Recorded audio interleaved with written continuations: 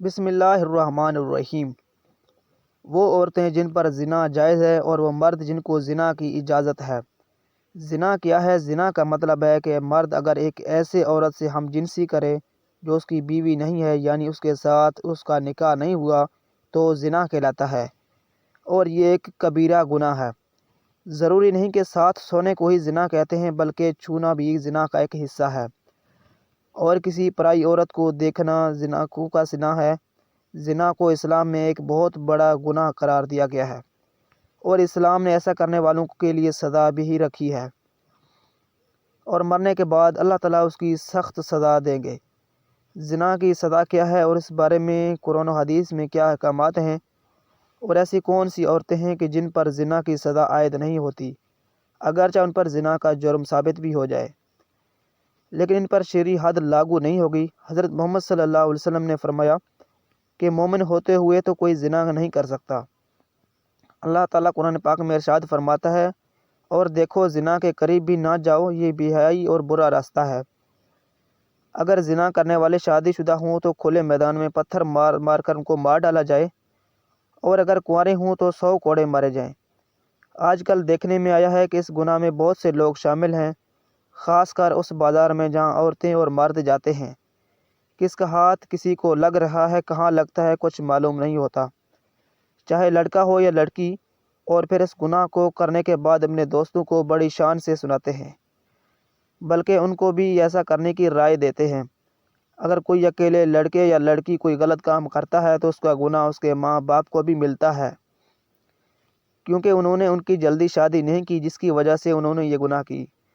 اور شادی کی عمر ہونے کے بعد بھی ماں باپ اگر ان کی شادی نہ کریں تو اللہ تعالیٰ ناراض ہوتا ہے، اور ان کے گھر کی برکت ختم ہو جاتی ہے، اور ان ماں باپ سے قیامت کے دن اللہ تعالیٰ حساب لے گا۔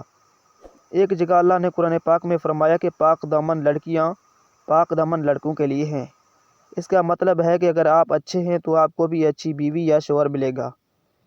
زنا ایک ایسا عمل ہے جس سے نسیان، ایڈز، کینسر جیسی موذی بیماریاں پھیلتی ہیں۔ زنا سے انسان کا دل مردہ ہو جاتا ہے، جبکہ اکثر دیکھنے میں آیا ہے کہ اگر جب بندے کا دل مردہ ہو گیا ہو تو پھر اس کے دل سے اسلام کی روشنی ختم ہو جاتی ہے، جس سے وہ ایمان سے خالی ہو جاتا ہے۔ انسان جو بھی غلط کام کرتا ہے اس کی قیمت اس کے بچوں، ماں یا بہن کو اس دنیا میں ہی ادا کرنی پڑتی ہے۔ امام شافعی رحمۃ اللہ علیہ یہ کہتے ہیں کہ زنا ایک قرض ہے، اگر تو ایسا قرض لے گا تو تیرے گھر سے یعنی تیری بہن بیٹی سے وصول کیا جائے گا۔ اس کبیرہ گناہ کی اور بھی سزائیں ہیں، لہذا خود بھی اس گناہ سے بچیں اور اپنے دوستوں کو بھی بچائیں۔ اگر آپ نے اپنا جنسی قصہ اپنے دوست سہیلی کو سنایا اور اس کے دل میں یہ بات ایسا کرنے کی بات آ گئی اور اس نے وہ کام کر لیا، اس کا گناہ آپ کو بھی ملے گا، کیونکہ آپ نے ہی اس کو غلط راستہ دکھایا ہے۔ قرآن مجید میں ہمیں زنا اور اس کے بارے میں بتایا گیا ہے۔ اللہ تعالیٰ فرماتے ہیں، زنا کے قریب ہی نہ جاؤ، یہ بے حیائی اور برا راستہ ہے۔ زانیہ اور زانی کو کوڑے مار دو، ہر ایک کو ان دونوں میں سے 100 کوڑے مار دو۔ اسی طرح نبی کریم صلی اللہ علیہ وسلم نے فرمایا، شادی شدہ مرد اور عورت زنا کریں تو وہ دونوں کو سنگسار کر دو۔ یہ اللہ تعالیٰ کی طرف سے سزا ہے۔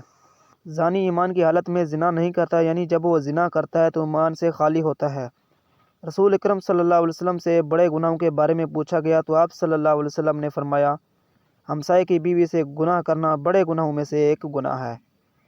زنا کرنے والا مسلمان عاقل اور بالغ ہو، جس نے یہ جرم اپنے اختیار کیا ہو، اور جرم کے لیے اس پر کوئی زبردستی نہ کی گئی ہو۔ رسول اکرم صلی اللہ علیہ وسلم نے فرمایا، 3 قسم کے لوگوں کا کوئی عمل نہیں لکھا جاتا، یعنی 3 قسم کے لوگ ایسے ہیں جنہوں نے اگر زنا بھی کیا ہو تو ان پر دین اسلام کی روح سے کوئی حد لاگو نہیں ہوتی۔ نمبر 1، وہ جو کہ نابالغ ہو جب تک بالغ نہ ہو جائے۔ دوسرا، وہ شخص جو سویا ہو جب تک کہ وہ بیدار نہ ہو جائے۔ اور تیسرا، وہ کہ جس کا دماغی توازن ٹھیک نہ ہو، وہ مجنون ہو اور اسے کسی چیز کا پتہ نہ ہو، اس پر بھی اس کی کوئی حد نہیں ہے، یعنی اگر یہ زنا کر لیں تو ان کو کوئی گناہ نہیں ہوگا۔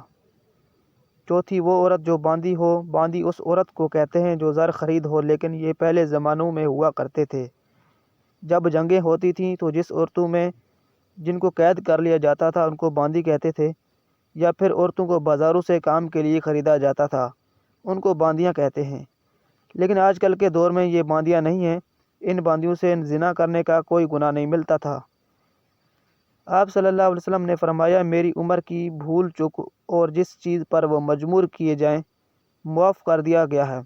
یعنی اگر آپ سے کوئی بھول چک ہو گئی ہے تو اللہ تعالیٰ آپ کو معاف فرما دیں گے، یا کسی چیز پر اگر آپ کو مجبور کیا گیا ہے تو وہ بھی اللہ تعالیٰ آپ کو معاف فرما دیں گے۔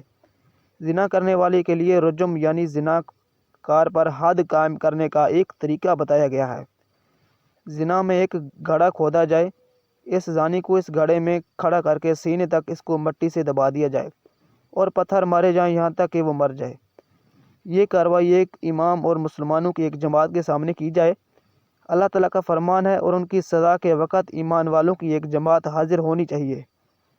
رجم کے بارے میں عورت اور مرد کا حکم برابر ہے، البتہ عورت کے کپڑے باندھ دیے جائیں تاکہ وہ بے پردہ نہ ہو۔ اسلام عصمت و عفت کو سب سے بڑی قیمتی متاع قرار دیتا ہے اور اس کی حفاظت کو ہر شے پر مقدم رکھتا ہے۔ زنا اسلامی معاشرے میں انتہائی گھناؤنا اور سخت ترین جرم ہے اور اسلامی تعزیت میں اس جرم کی سخت ترین سزا ہے۔ اللہ تعالیٰ سورہ بانی اسرائیل میں فرماتا ہے، اور زنا کے قریب مت جاؤ، بلا شبہ وہ بے حیائی اور برا راستہ ہے۔ اس آیت کریمہ سے زنا سے اس طرح روکا گیا ہے کہ زنا نہ تو کرو بلکہ زنا کے قریب ہی نہ جاؤ، جس سے معلوم ہوتا ہے کہ زنا ایک بہت ہی بری چیز ہے۔ حضرت عبداللہ بن مسعود رضی اللہ تعالیٰ عنہ فرماتے ہیں کہ میں نے رسول اللہ صلی اللہ علیہ وسلم سے پوچھا کہ سب سے بڑا گناہ کون سا ہے؟ آپ صلی اللہ علیہ وسلم نے فرمایا، سب سے بڑا گناہ یہ ہے کہ تم اللہ کے لیے شریک ٹھہراؤ، حالانکہ اس نے تم کو پیدا کیا ہے۔ میں نے پوچھا، اس کے بعد کون سا بڑا گناہ ہے؟ فرمایا، یہ کہ تم اس سے خوف سے اپنے بچے کو قتل کر دو کہ وہ تمہارے ساتھ کھانا کھائے گا۔ میں نے پوچھا، پھر کون سا بڑا گناہ ہے؟ آپ صلی اللہ علیہ وسلم نے فرمایا، یہ کہ تم اپنے پڑوسی کی بیوی سے زنا کرو۔ ابتدائی اسلام میں زنا کی سزا یہ تھی کہ زنا کرنے والے شادی شدہ عورتوں کو تاحیات گھر میں بند کر دیتے تھے، اور کنواری لڑکیوں یا غیر شادی شدہ مردوں کو زنا کرنے پر زنجر و توبیخی اور ڈانٹ ڈپٹ کی جاتی تھی، جیسا کہ اللہ تعالیٰ ارشاد فرماتا ہے، اور جو تمہاری عورتیں زنا کریں تو ان پر 4 مردوں کی گواہی طلب کرو، پھر اگر وہ گواہی دے دیں تو ان عورتوں کو گھروں میں بند کر دو تا وقت یہ ان کو موت آ جائے یا اللہ تعالیٰ ان کے لیے راستہ بیان کر دے۔ اور تم سے جو لوگ زنا کریں تو تم ان کو ڈانٹ ڈپٹ سے اذیت پہنچاؤ۔